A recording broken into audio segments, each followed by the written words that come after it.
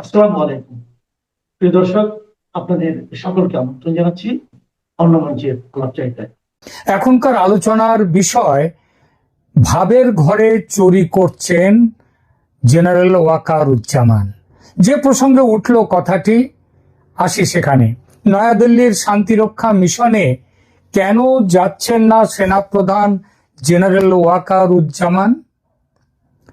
বাংলাদেশের সেনাপ্রধান জেনারেল জামান আগামী 14 থেকে 16 অক্টোবর নয়াদিল্লিতে যে অনুষ্ঠিত হতে যাচ্ছে রাষ্ট্রসংঘের শান্তিরক্ষী মিশনে সৈন্য প্রেরণকারী দেশসমূহের প্রধানদের সম্মেলন, সেটাও হতে চলেছে। এই সম্মেলনে বাংলাদেশের সেনাপ্রধান ওয়াকারুজ্জামান যাচ্ছেন না। এই খবরটি এখন মোটামুটি পাকা। বাংলাদেশের একাধিক মেইন স্ট্রিম মিডিয়া প্রথমে জানিয়েছিল যে জেনারেল জামান এই সম্মেলনে অংশ নেবেন, কিন্তু পরে জানা যায় তিনি ব্যক্তিগতভাবে যাবেন না, তবে তার জায়গায় বাংলাদেশের আর্মি ট্রেনিং অ্যান্ড ডক্ট্রিন কমান্ডের GOC lieutenant general Moinur Rahman তিনি যাবেন বাংলাদেশের প্রতিনিধি হয়ে। প্রশ্ন উঠেছে, সেনাপ্রধানের দায়িত্ব নেওয়ার পর থেকে বাংলাদেশ সেনাপ্রধান আমেরিকা, রাশিয়া, কানাডা, ক্রোয়েশিয়া, চীন, মালয়েশিয়া নানান দেশ সফর করেছেন। তার বাহিনীর উচ্চপদস্থ কর্তারা বহুবার সফর করেছেন পাকিস্তান, তুর্কি, চীন সহ আরো অনেক দেশ। কিন্তু সবচেয়ে কাছের দেশ, যে দেশের পেটের মধ্যে বসে আছে বাংলাদেশ, সেই ভারত সফরের কথা, সেই ভারত সফরে কেন গুরুত্ব দিচ্ছেন না সেনাপ্রধান? কেন তিনি নিজে বা তার বাহিনীর কোনো উচ্চপদস্থ অফিসার ভারত সফর করেননি? কারণটা দু দেশের সাধারণ মানুষের কাছে অজানা নয়। ভারত বাংলাদেশ সম্পর্ক বর্তমানে ইতিহাসের শীতলতম পর্যায়ে।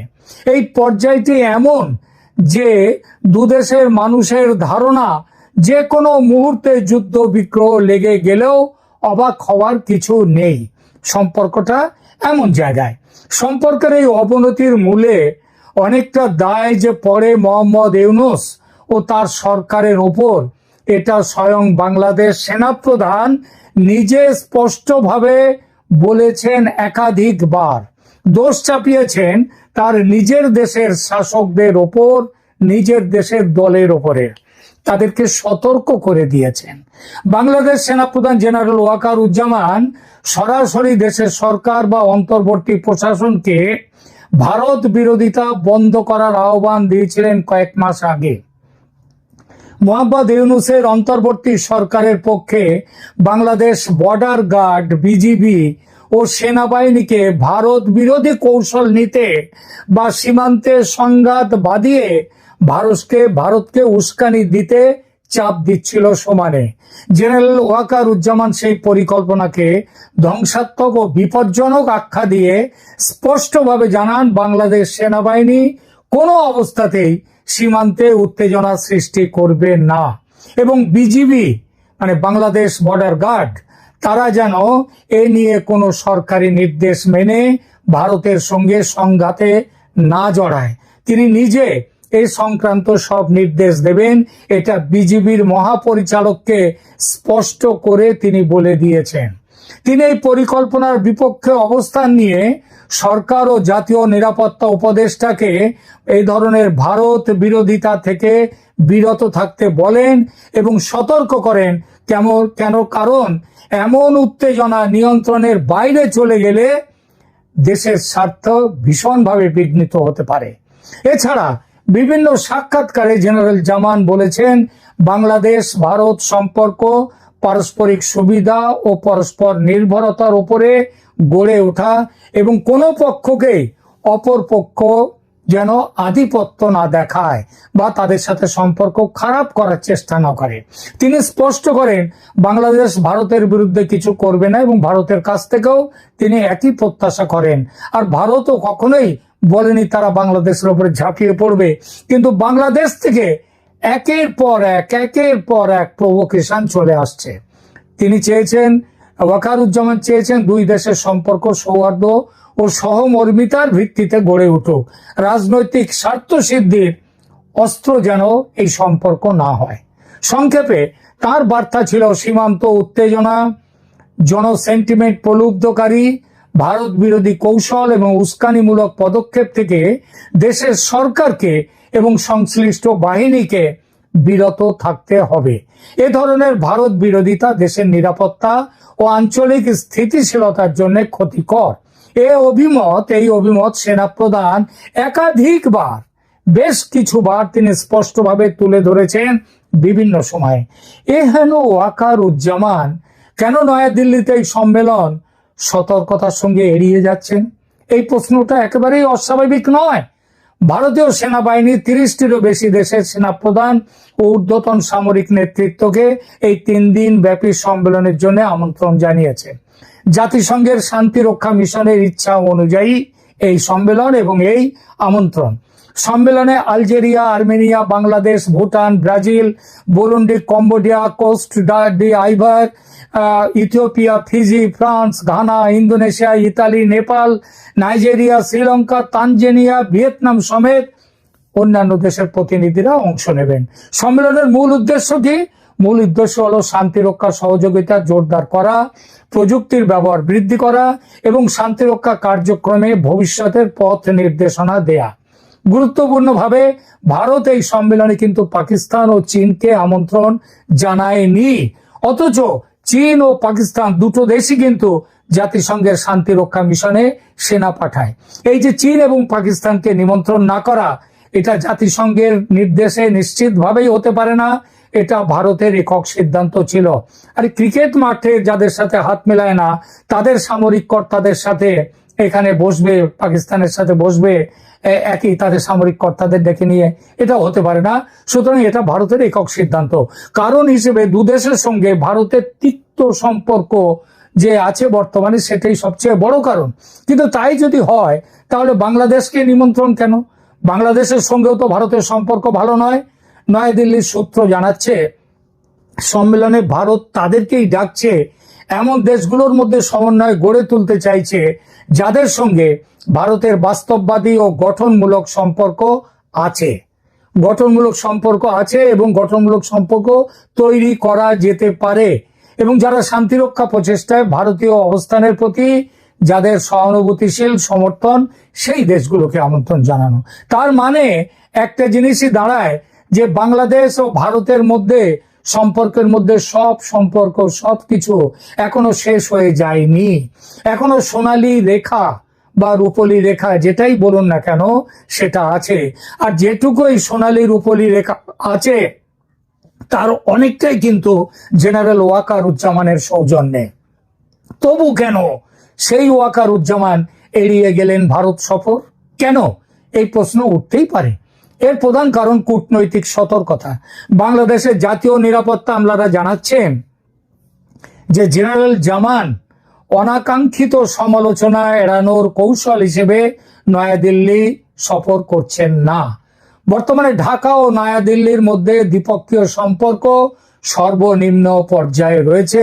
ভারত বাংলাদেশ সম্পর্কের অবনতি শেখ হাসিনার পতনের পর থেকে ভারত বাংলাদেশ সম্পর্কে উল্লেখযোগ্য টানাপোড়েন তৈরি করেছে। অন্তর্বর্তী সরকারের অধীনে বাংলাদেশ তার পররাষ্ট্রনীতিতে ভারত থেকে দূরে সরে যাওয়ার নীতি নিয়েছে। ওয়াকারুজ্জামান সেই নীতির বিরোধী। তবুও আজ যে তিনি পিছিয়ে গেলেন, নয়াদিল্লির সম্মেলনে আসছেন না, এটা কি তার পরাজয়?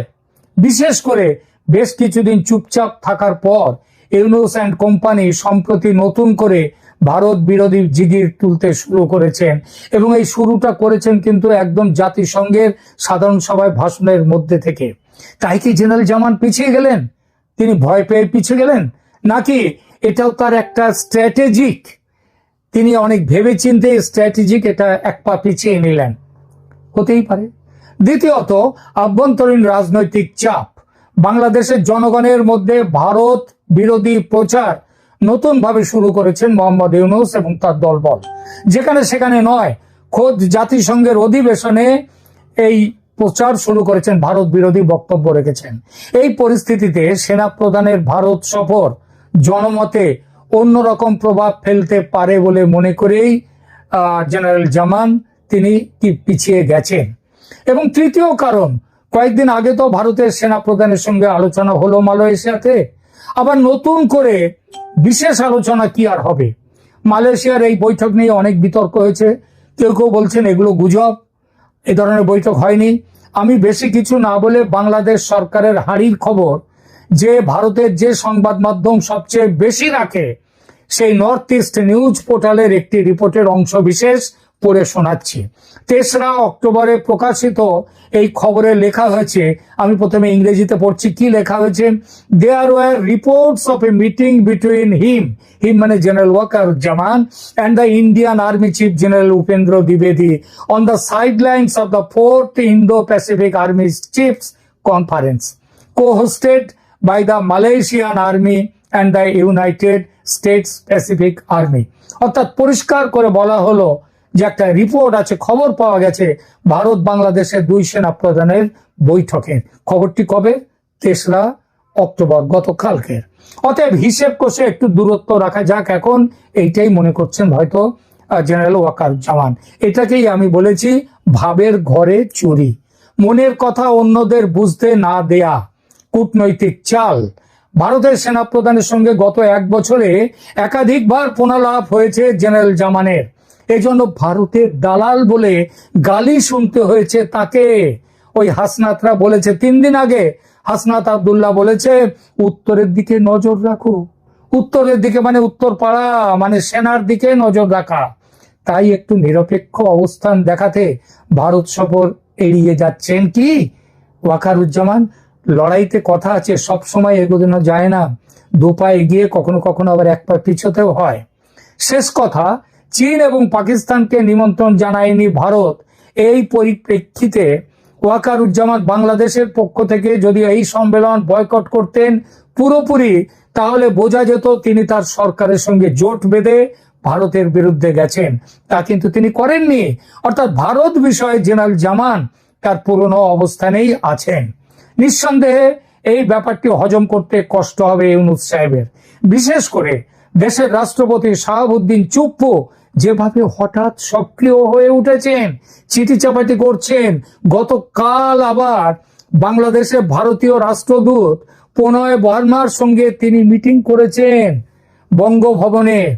সুতরাং শাহাবুদ্দিন চুপ্পু যেভাবে হঠাৎ সক্রিয় হয়ে উঠেছেন, তখন সেনা প্রধানের এই যে কূটনৈতিক চাল, এই কূটনৈতিক চাল কিন্তু হজম করতে মুশকিল হবে ইউনূস সাহেবের। তাই বলবো সেনা প্রধানের এই যে চাল, এটা খুব সোচি সমঝি, খুব ভেবে চিনতে দেয়া চাল, এবং এটার জন্য বোঝাই যায় সেনাপ্রধান ওয়াকারুজ্জামান তার মাথায় ভীরু বলে পদার্থটা ভালো রকমই আছে। সেনাপ্রধান কেন ইন্ডিয়া বা ভারত যাচ্ছেন, এটা আসলে এখন $1,000,000 কোয়েশ্চেন হয়ে দাঁড়িয়েছে। কেন যাচ্ছেন না? কারণ হচ্ছে ইন্ডিয়াতে আপনার এই মুহূর্তে সেনাপ্রধান কিন্তু কোনো কাপড় চোপড় কিনতে যাবেন না, বা কোনো বিয়ের দাওয়াতে যাচ্ছেন না, বা অন্য কোনো দাওয়াতেও যাচ্ছেন না। এখন কেন যাচ্ছেন না সেটা নিয়ে সারা বাংলাদেশে বিভিন্ন জন বিভিন্ন ধরনের প্রশ্ন করেছেন। আমি নিজেও একটা ভিডিও বানিয়েছি, যে ভিডিওতে আমি নিজেও বলেছি যে 3টা কারণ দেখিয়েছি যে এই 3 কারণে সেনাপ্রধান যাবেন না, আবার অন্য 3টা কারণ বলেছি যে সেনাপ্রধান এই 3টা কারণে যেতেও পারে। আইএসপিআর যদিও এখনো শিওর করেনি, তবে এই মুহূর্তে যতটুকু আমি খবর পেয়েছি তাতে বোঝা যাচ্ছে যে সেনাপ্রধান যাচ্ছেন না এবং সেখানে অন্য আরেকজন যাচ্ছেন। তো আপনারা জানেন যে ইন্ডিয়াতে যে মিটিং, তার একটা মিটিং নিয়ে বাংলাদেশের পত্রপত্রিকা লেখা হচ্ছে, যেটা হচ্ছে যে আপনার জাতিসংঘের শান্তিরক্ষী মিশনের মিটিং। এখানে আরো একটি মিটিং আছে, সেটা সম্ভবত এশিয়ান কি একটা, তাও সমস্ত আর্মি চিফরা থাকবে, প্রায় 25-30টা দেশের আর্মি চিফরা ওখানে উপস্থিত হবে, সকলে ওখানে উপস্থিত হবে। ওখানে কোন একটা, ওইটা হচ্ছে আরো ইমার্জেন্সি। এখন এই শান্তিরক্ষী মিশনে বাংলাদেশের প্রায় 5,000 সৈন্য কাজ করে, বাই রোটেশন যায়, অনেক টাকা পয়সার বিষয় এখানে, সেনাবাহিনীর লাভ আছে। তো এইরকম একটা অবস্থায়, মানে যেখানে এখান থেকে হয়তো সিদ্ধান্ত হবে আগামীতে কারা কারা যাবে, কিভাবে যাবে, কত লোক। কারণ এর আগে যতটুকু জানতাম যে ধরেন যেহেতু ইন্ডিয়া আমাদের এই শান্তিরক্ষী মিশনের সবচেয়ে বড় স্টেক হোল্ডার, তাদের সৈন্যই সবচেয়ে বেশি যায়। এরপরও তারা যদি সৈন্য দিতে না পারতো, সেই জায়গায় বাংলাদেশের গুলো আরো বেশি যেত। মানে বাংলাদেশের জন্য বরাদ্দ যদি 50 জন হয়, তাহলে ইন্ডিয়া যদি দিতে না পারে, তখন বাংলাদেশ থেকে বাকিগুলো দিয়ে এভাবে পুরানো হয়। এটা হচ্ছে এইভাবে হয়। তো এবার যাচ্ছেন না আমাদের সেনাপ্রধান, কিছু কি বোঝা যায়? আপনাদের কি মনে হয় যে ওখানে ঝগড়া হবে, ঝাঁটি হবে, গোলাগুলি হবে, বা সেনাপ্রধানকে বাইন্দা রাখবে, বা সেনাপ্রধান শেখ হাসিনার সাথে দেখা করে ফেলবে, বা মন্ত্রী মিনিস্টারের সাথে মিটিং করে ফেলবে, এইসব কারণে না? আমার কাছে এই মুহূর্তে যেই খবরটা আছে সেটা হচ্ছে যে সেনাপ্রধান যাচ্ছেন না, কারণ হচ্ছে দুইটা মিটিং এর কোন মিটিং এই পাকিস্তানকে দাওয়াত দেওয়া হয়। ইন্ডিয়া পাকিস্তানকে দাওয়াত দেয়। তাদের মধ্যে অল্প কদিন আগে যুদ্ধ গেছে, এসে গেছে, সুতরাং তাদের দেশের এই মিটিং এ ইন্ডিয়া পাকিস্তানকে দাওয়াত দেন। আর এই কারণে নাকি পাকিস্তানের সেনা প্রধান সরাসরি আমাদের মহামান্য আপনার উপদেষ্টা, আমাদের কি বলবো এটারে, নোবেল লরিয়েটকে ফোন দিয়েছেন এবং রিকোয়েস্ট করেছেন যে যেহেতু আমরা যাচ্ছি না, সুতরাং আপনারাও যাবেন না। এইভাবে থাকলে, আমরা ঐক্য থাকলে ইন্ডিয়ার উপর একটা বিশাল প্রেসার পড়বে। প্রয়োজন বোধে আপনারা সেনাপ্রধানকে তো পাঠাবেনই না, প্রয়োজন বোধে একটা জুনিয়র কর্মকর্তা পাঠাই দেন, পিয়ন দারিয়ন কাউকে একজনের পাঠাই দেন, এতেই চলবে। এই ধরনের কথা। তবে পরেরটা আসলে বলছে কিনা এটা আমি আপনাদেরকে শয়তানি করতেছি, তবে ওদের দাবি ছিল যে সেনাপ্রধান বা বাংলাদেশ অংশগ্রহণ করবে না এই মিটিং এ, এটাই দাবি জানাইছে। এবং আমাদের আপনার adviser, chief adviser, cheating adviser আর কি, গ্রামীণ ইনুচ্চা, উনি রাজি হয়েছে যে ঠিক আছে, বাংলাদেশ থেকে কেউই যাবে না। কিন্তু পরবর্তীতে সেনাবাহিনীর ভিতর থেকেই যখন কথা উঠছে যে না কেউ তো যেতেই হবে, না হলে এটা একটা সমস্যা আছে। আবার গোয়েন্দা সংস্থা এবং বাকিরা অন্যান্যরাও বুদ্ধি দিলেন যে দেখেন, এমনি সারা বাংলাদেশে কথা উঠছে যে সেনাপ্রধান গেলে হয়তো শেখ হাসিনার সাথে মিটিং হয়ে যেতে পারে, হয়তো নেতাদের সাথে মিটিং হয়ে যেতে পারে, সুতরাং এগুলার জন্য হয়তো আমরা যেতে দিব না। এগুলা নিয়ে অলরেডি 2-3 দিন ধরে ব্যাপক কথাবার্তা চলতেছে। সুতরাং একজনকে মিনিমাম পাঠাই দেন, কোন একজন জুনিয়রকে মিনিমাম পাঠাই দেন, তাইলে অন্তত উভয় দিক ব্যালেন্স হবে। যে পাবলিক মনে করো যে না, একজন তো গেছে। আবার এদিকে পাকিস্তান যেটা দাবি জানাইছে যে আমাদেরকে যেহেতু দাওয়াত দেওয়া হয়নি, আমরা যেহেতু যাচ্ছি না, এই দেশের সেনাপ্রধানও যাবে না। তো এটাই সম্ভবত মূল কারণ এখন পর্যন্ত। তো এই ছিল আমার কাছে এই মুহূর্তের পর্যন্ত খবর। তবে আরেকটা জিনিস বলি, আমাকে বেশ কিছু আমার ফলোয়ার যারা সাবস্ক্রাইব করেছে, অনেকেই আমাকে মেসেজ লিখেছেন, অনেকে অনেক কিছু বলতে বলেছেন। তার মধ্যে একজন মক্কা মদিনাতে আছেন, উনি মেসেজ লিখে বলেছেন, ভাই আমি মক্কা মদিনাতে আছি, আমি আল্লাহর কাছে প্রতিদিন দোয়া করি যাতে শেখ হাসিনা আবার ফিরে আসে, শেখ হাসিনা আবার ফিরে আসে, দেশের হাল ধরে। একজন কৃষক তিনি লিখেছেন যে ভাই আমি আপনার কথা সব সময় শুনি এবং আপনার কথা আমার খুব ভালো লাগে, আমরা 80-90 জন কৃষক এক আছি, প্রতিদিন আপনার কথাটা আমরা এক হয়ে শুনি, আমরা একজোট হয়ে আছি। যেদিনই খবর পাবো, যেদিনই ডাক দিবেন ঢাকা শহরে যাইতে, আর্মির কামানও আমাদেরকে ঠেকাইতে পারবে না, আমরা উপস্থিত হব। আর এছাড়া অনেক ভাই, ছোট ভাই, বড় ভাই, আমার বয়সী অনেকেই লিখেছেন, ভাই আমরা বাংলাদেশের নিজ গ্রামে নাই হয়তো এমন এমন জায়গায় আছি যে আমাদের ডাক দিলে আমরা 1 ঘন্টায় 50 লাখ লোক হাজির হয়ে যেতে পারবো, এই অবস্থান সবার আছে। এগুলো ছিল আমার কাছে মেসেজ, সেই মেসেজগুলো আপনাদের সাথে শেয়ার করলাম। জয় বাংলা, জয় বঙ্গবন্ধু।